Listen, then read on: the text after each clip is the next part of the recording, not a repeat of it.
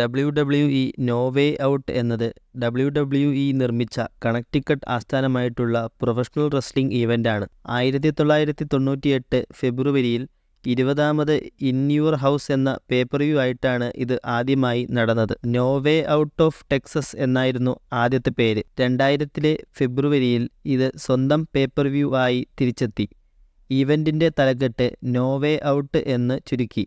2009 വരെ ഇത് വാർഷികമായി ഫെബ്രുവരി paper view ആയി തുടർന്നു. പ്രൊമോഷനെ വേൾഡ് റെസ്ലിംഗ് ഫെഡറേഷൻ അഥവാ WWF എന്ന് വിളിച്ചിരുന്ന സമയത്ത് ആദ്യത്തെ 4 ഈവൻ്റുകൾ നടന്നു. 2002 മെയ് മാസത്തിൽ പ്രൊമോഷൻ വേൾഡ് റെസ്ലിംഗ് എൻ്റർടൈൻമെൻറ്റ് എന്ന് പുനർനാമകരണം ചെയ്യപ്പെട്ടു.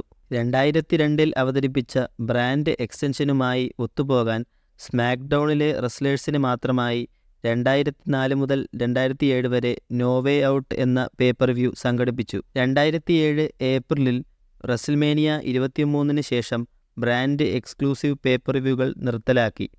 ആദ്യ ബ്രാൻഡ് വിപുലീകരണ സമയത്ത് ബ്രാൻഡ് എക്സ്ക്ലൂസീവ് ആകാനുള്ള പ്രൊമോഷൻ്റെ അവസാന പേപ്പർ വ്യൂ ആയിരുന്നു 2007 നോ വേ ഔട്ട്. 2008-2009 കാലഘട്ടങ്ങളിൽ നടന്നിരുന്ന നോ വേ ഔട്ട് എന്ന ഈവൻ്റിൽ എലിമിനേഷൻ ചേംബർ മാച്ച് ഫീച്ചർ ചെയ്തു. പിന്നീട് 2010 നോ വേ ഔട്ടിന് പകരം എലിമിനേഷൻ ചേംബർ എന്ന പേരിൽ ഒരു പുതിയ വാർഷിക പേപ്പർ വ്യൂ നിലവിൽ വന്നു.